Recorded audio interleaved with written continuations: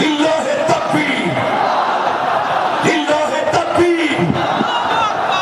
শীতে মেহমান উপস্থিত হয়েছেন, যারা শীতে কষ্ট করেছেন, কুয়াশায় ভিজেছেন, তাদের প্রতীক্ষার অবসান হয়েছে।